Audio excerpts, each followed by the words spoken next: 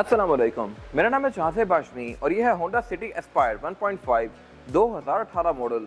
ये Honda city की 5th generation है जो कि वर्ल्ड वाइड 2009 में लॉन्च की गई थी। पाकिस्तान में भी गाड़ी 2009 से आ रही है और ये 2009 से 21 तक आई है।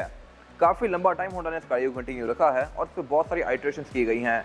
वो क्या है मैं कवर करूंगा। ये गाड़ी फेसलिफ्ट वाला वर्जन है, इसमें क्या क्या डिफरेंसेस आए थे ये भी मैं कवर करूंगा। फिलहाल अगर बात कीजिए इस गाड़ी की प्राइस की तो ये गाड़ी 18 मॉडल है, top of the line version है और इसकी डिमांड 40 लाख रुपए है। ये गाड़ी साइकिल मोटरस्पोर्ट के पास अवेलेबल है और अगर आपने इसके बारे में कोई इन्फॉर्मेशन लेनी है तो आप इस दिए गए नंबर पर कॉल कर सकते हैं या फिर आप साइकिल मोटरस्पोर्ट को विजिट कर सकते हैं जो कि रावलपिंडी में DH2 के गेट 1 के ऑपोजिट लोकेटेड है। साइकिल मोटर्स की टोटल 2 ब्रांचेस हैं, एक रावलपिंडी में मरी रोड पे और फिर एक रावलपिंडी में ये वाली ब्रांच। इन दोनों ब्रांचेस पे गाड़ियों की बाइंग एंड सेलिंग के साथ साथ गाड़ियों के काम भी किए जाते हैं, जैसा कि tints, wrap, ceramic coating, PPF, graphene coating. यहाँ पे गाड़ियाँ फेसलिफ्ट भी की जाती हैं और इसके अलावा यहाँ पे फिर एक पेंट बुक भी अवेलेबल है जहाँ पे गाड़ियों में बेस्ट क्वालिटी का पेंट किया जाता है। तो गाड़ियों की modification, buying and selling, car care या किसी भी तरह के काम के लिए cycle motorsports is a place. Overall, it's a great car and today I'm going to review it. Let's start with the exterior of this car. Looks के लिहाज से ये गाड़ी तो decent है ही, लेकिन साइज के लिहाज से comparatively Corolla से थोड़ी सी छोटी है। बट ये गाड़ी मोस्टली आपको साफ सुथरी मिलेगी और इसकी वजह यह है कि सिटीज यूजुअली जो लोग लेते हैं वो इसको शहर में चलाते हैं।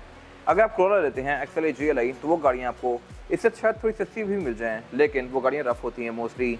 उनके सस्पेंशन में कुछ ना कुछ काम निकले हुए होते हैं, बॉडी इतनी साफ नहीं होती। ये गाड़ियाँ काफ़ी लोग केयर से रखते हैं।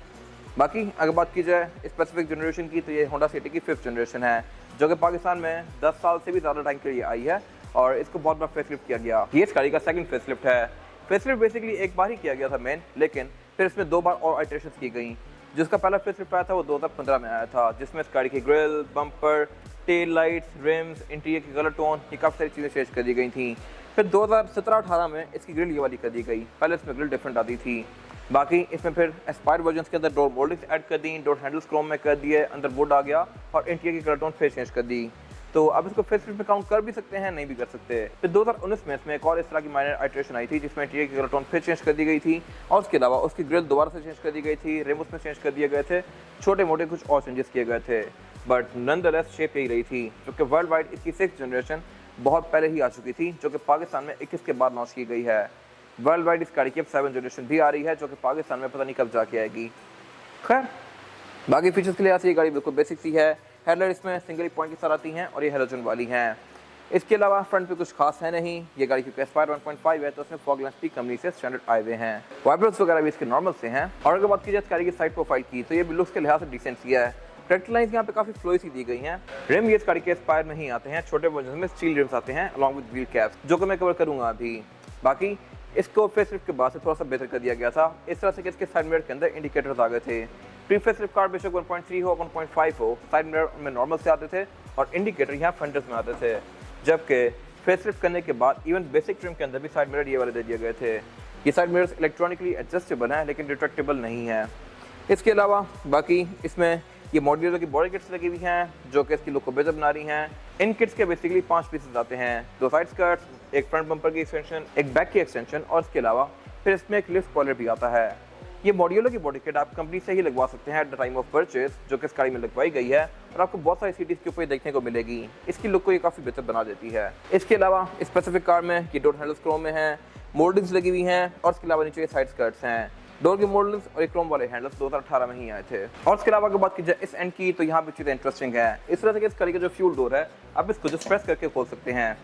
होंडा अपनी कार से बहुत सारा वर्क करता है, बेशक सिविक हो या सिटी हो, आपको क्वालिटी यहाँ पे कंपैरेटिवली Corolla से बेहतर नजर आएगी। बेशक वो बिल्ड क्वालिटी हो, फीचर्स हो, जो मर्जी चीज़ हो। अब Corolla के अंदर तार आती है बेसिकली जिसको आप खींच के इसका फ्यूल डोर ओपन करेंगे। सिविक और सिटी ये इलेक्ट्रॉनिक ऑफर करती हैं।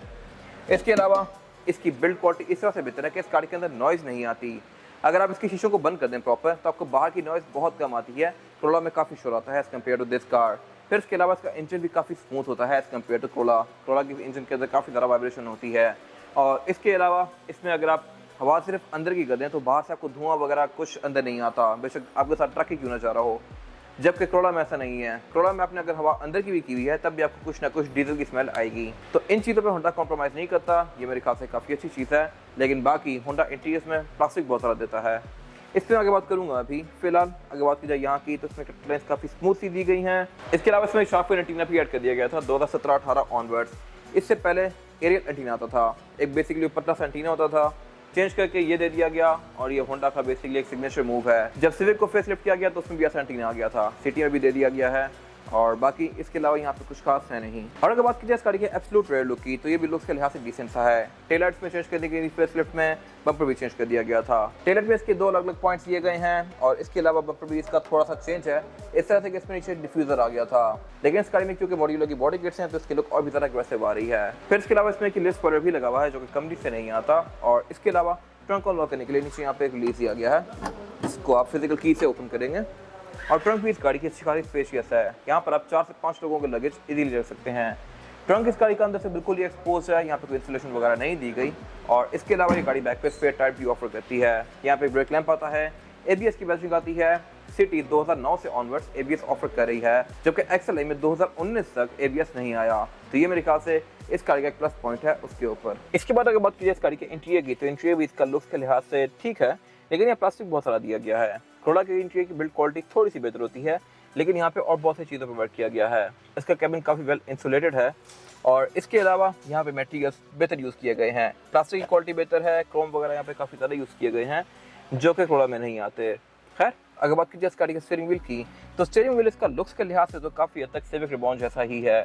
सिविक में ये 2006 से आ रहा है, लेकिन इस पर कुछ चीज़ें डिफरेंट हैं। इस तरह से कि तो ये साइज में ज़्यादा बड़ा है, फिर इसमें उस तरह के टेक्सचर नहीं आते जो कि सिविक रिबॉन में आते हैं। इसके जो हॉर्न वाला एरिया है इसके भी कट्स डिफरेंट हैं और इसके अलावा वो गाड़ी एयरबैग ऑफर करती है, तो इसमें वो चीज़ें नहीं हैं। एयरबैग इस गाड़ी ने 2021 तक ऑफर ही नहीं की है। इसके अलावा हेडलाइट के कंट्रोल इसमें नॉर्मल से हैं और इसमें जो फॉग का कंट्रोल है वो यहाँ पे अलग से दिया गया है, जबकि ये फॉग इसमें कंपनी स्टैंडर्ड आई हुई है। स्टैंडर्ड फॉग के लिए मेरे ख्याल से इसका कंट्रोल यहीं पे माउंट कर देना चाहिए था, बट कंपनी ने नया स्टॉक बनाने की जहमत नहीं की। और बाकी वाइपर वगैरह इसके नॉर्मल से हैं। अगर बात की जाए इसके मीटर की, तो मीटर भी इसका लुक्स के लिहाज से डिसेंट सा है। ये मीटर भी चेंज किया गया था फेसलिफ्ट में। प्री फेसलिफ्ट कार में ये मीटर रेड आता था, रेड ऑरेंज सा। इसको जब फेसलिफ्ट किया गया तो ये ब्लू और वाइट के कॉम्बिनेशन में हो गया और इसमें MID वही बेसिक सही है जो कि पहले आता था। ये MID आपको ट्रेस, एवरेज किलोमीटर पर लीटर, आउटसाइड टेम्परेचर, इस तरह की चीज़ें शो करवाता है और इस गाड़ी की वेरिएबल एवरेज भी शो करवाता है। इसके अलावा ये गाड़ी क्योंकि ऑटोमेटिक है तो इसमें इसकी गियर इंडिकेशन भी आ रही है जो कि मैनुअल कार में नहीं आती। इसके अलावा अगर बात की जाए इसके मीटर की हाउसिंग की, तो ये सारी ही चीप प्लास्टिक की फिनिश में है जो कि मेरे ख्याल से बेहतर हो सकती थी। डैशबोर्ड, डोर्स, ये इसके मोस्टली प्लास्टिक की फिनिश में है, जो कि कोरोला में थोड़ी सी क्वालिटी इससे बेहतर होती है। बाकी डैशबोर्ड इसका लुक्स के लिहाज से अच्छा खासा खुला है। एयरवेंट इसके डैशबोर्ड में 4 ही दिए गए हैं और इसके एयरवेंट्स के बीच में क्रोम आता है क्योंकि एस्पायर 1.5 वर्जन है। इसके अलावा इसकी जो मल्टीमीडिया स्क्रीन है ये बेसिकली एंड्रॉइड पैनल है जिसमें ब्लूटूथ, ऑक्स, नेविगेशन, USB इस तरह की सारी चीज़ें आती हैं। आप इसको वाईफाई से कनेक्ट करके यहाँ पे ऐप्स भी डाउनलोड कर सकते हैं। बाकी नीचे यहाँ पे क्लाइमेट कंट्रोल दिया गया है। एस्पायर वाली कार में क्लाइमेट कंट्रोल ब्लैक कलर का आता है, सिंपल कार में सिल्वर ही होता है। लाइट्स इसमें वाइट दी गई हैं जो कि पहले ऑरेंज आती थी। इसके अलावा नीचे पर एक स्टोरेज पॉकेट दी गई है, 2 कप होल्डर्स दिए गए हैं, सिग्नल लाइटर दिया गया है और उससे पीछे इसका गेयर सिलेक्टर दिया गया है। इसमें जो गेयर सिलेक्शन आती है वो है PRND D3, 2 और 1। ट्रांसमिशन ये गाड़ी प्रोस्मेटिक ऑफर करती है। उससे पीछे इसकी हैंड ब्रेक दी गई है जो कि ट्रेडिशनल है और इसमें टिप क्रोम में आती है, डेफिनेटली क्योंकि गाड़ी एस्पायर वर्जन है। उससे पीछे इसका सेंटर कंसोल दिया गया है जो कि स्पेस के लिहाज से छोटा सा ही है, कोरोला से बहुत बेहतर है। हाउसिंग इसकी लेदर की फिनिश में है और इसके छोटे होने की मेन वजह यह है कि ये गाड़ी साइज में इटसेल्फ छोटी है as compare to Corolla. Corolla थोड़ी सी ज़्यादा खुली है। इसका डायरेक्ट कंपटीशन यारिस बनती है जबकि कोरोला उससे बड़ी कैटेगरी है। बाकी सीट्स इस गाड़ी की लेदर की फिनिश में है जो कि मटेरियल्स के लिहाज से काफ़ी प्रीमियम है। एडजस्ट आप इनको मैनुअली करेंगे इस तरह से और सेम लेदर इसका डोर्स में आर्मरेस्ट के ऊपर कंटिन्यू किया गया है। फिर इसके डोर्स के अंदर ये वुड की फ्रिल्स भी आती हैं। डैशबोर्ड में वुड की फ्रिल्स दी गई हैं जो कि इसके इंटीरियर की लुक को बेहतर बनाती हैं। ये 2017-18 से ऑनवर्ड्स आना शुरू हुई थी। बाकी विंडोज गाड़ी में चारों ही ऑटोमेटिक आती हैं। ड्राइवर की सिंगल टैप वाली है। साइड मिरर को आप इसकी गाड़ी के अंदर बैठ के एडजस्ट कर सकते हैं, लेकिन ये रिट्रैक्टेबल नहीं है। और इसके अलावा वैनिटी मिरर गाड़ी सिर्फ पैसेंजर के लिए ऑफर करती है, ड्राइवर के लिए इसमें नहीं दिया गया। रियरव्यू मिरर इसका नॉर्मल सा आता है, केबल इसमें यहाँ पे नहीं दी गई, सिर्फ बैक पे आती हैं। सिटी सनरूफ नहीं ऑफर करती और इसके अलावा यहाँ पे कुछ खास है नहीं। और अगर बात की जाए इस गाड़ी में रेयर पैसेंजर्स के लिए सीटिंग कैपेसिटी की, तो ये बैक पे अच्छी खासी स्पेशियस है। मेरे पास यहाँ पे लेग रूम का बिल्कुल भी कोई इशू नहीं है और हेड रूम का भी, लेकिन यहाँ बैक पे 2 लोग कंफर्टेबली बैठ सकते हैं। 3 लोग आना चाहे तो आ जाएंगे, लेकिन फिर ज़्यादा कंफर्टेबल नहीं होंगे क्योंकि गाड़ी चौड़ाई में थोड़ी सी कम है। फ्लोर बेड तो इसमें ऑलमोस्ट फ्लैट है ही, लेकिन यहाँ पे सीट थोड़ी सी ऊपर हैं और उसके अलावा चौड़ाई क्योंकि कम है तो यहाँ पे 3 लोग फंस जाएंगे। लेकिन ये गाड़ी बैक पे सेंटर कंसोल ऑफर करती है सब वेरिएंट्स में, जबकि XLI में जो कि इसका डायरेक्ट कंपटीशन है उसमें सेंटर कंसोल XLI में नहीं आता था, GLI से ऑनवर्ड आना शुरू होता था। फिर इसके अलावा इसमें बैक पे कप होल्डर दिया गया है, हेडरेस्ट दिए गए हैं, सीट्स इसकी लेदर की फिनिश में है। ये गाड़ी सीट बेल्ट भी ऑफर करती है। रेड डोर्स में भी इसके फ्रंट की तरह ही ये वुड की ट्रिम्स दी गई हैं और इसके अलावा यहाँ पे कुछ खास है नहीं। इसके बाद अगर बात की जाए इस गाड़ी के इंजन की, तो इंजन गाड़ी दो में ऑफर करती है, 13 सीसी और 15 CC. Top of and car 15 CC होती है जो कि ये गाड़ी है। इसका इंजन L15A है जो कि दो ट्रांसमिशन के साथ आता है, ऑटोमेटिक और मैनुअल।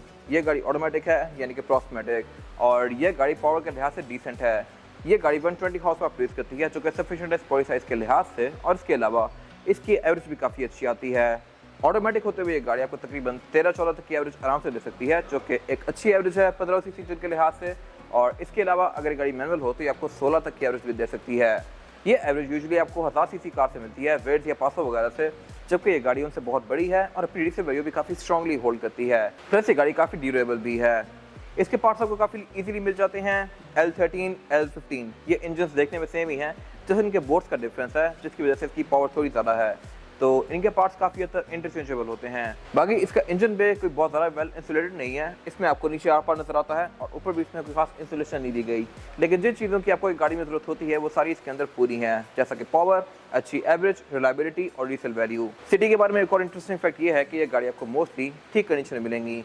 क्रोलास काफ़ी हद तक रगड़ी भी होती हैं क्योंकि वो गाड़ियाँ गांव भी जा सकती हैं, कहीं भी जा सकती हैं, जबकि इन गाड़ियों को लोग गांव में ज़्यादा नहीं लेके जाते क्योंकि गाड़ी नीचे लगती है और इस वजह से एक गाड़ी ज़्यादा शहर में यूज़ होती है।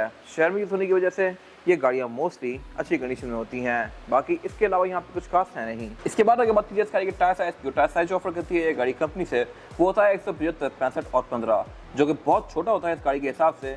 मोस्टली लोग इसमें लेकर टायर थोड़ा बड़ा लगा लेते हैं, जो कि होता है 185, 65 और 15। इसमें भी यही साइज़ है। 175 इस गाड़ी के साथ ऐसा लगता है जैसा कि रिक्शे का टायर हो। खैर, अगर इसकी प्रोफाइल थोड़ी सी बड़ी कर लें तो इसकी लुक बेहतर आती हैं। 195 लगा लें तो बहुत बेस्ट है, लेकिन फिर इस गाड़ी की एवरेज थोड़ी सी कम हो जाती है। रिम इस गाड़ी में 15 इंचज़ के हैं जो कि एस्पायर में आते हैं। लुक्स के लिहाज से ये काफ़ी अच्छे हैं, टेस्पोक रिम है। और इसके अलावा सिटी फ्रंट पे डिस्प्ले ऑफर करती है, बैक पे ड्रम ब्रेक्स ऑफर करती है। यहाँ पे गाड़ी थोड़ी सी मार्क आती है as compare to Corolla. Corolla में बेशक XLI भी हो, उसमें ऑल व्हील डिस्क ब्रेक आती है, लेकिन ये गाड़ी बेसिक मॉडल भी ABS ऑफर करता है, जो कि क्रोला XLI में नहीं आता। तो कुछ चीज़ें इसकी बेहतर हैं, कुछ चीज़ें उसकी बेहतर हैं। ये गाड़ियाँ एक दूसरे का टफ कंपटीशन है। आपको कौन सी गाड़ी ज़्यादा पसंद है कमेंट सेक्शन में मेंशन कीजिएगा। ये था आज का रिव्यू। अगर आपको ये रिव्यू पसंद आया है तो इस वीडियो को लाइक कीजिए, मेरे चैनल को सब्सक्राइब कीजिए, और अगर आपके पास कार से रिलेटेड कोई भी राय है तो उसको कमेंट सेक्शन में शेयर जरूर कीजिएगा, ताकि वो लोग जो ये गाड़ी लेने वाले हैं वो आपकी राय से फ़ायदा उठा सकें। अपना ख्याल रखिएगा। Thank you.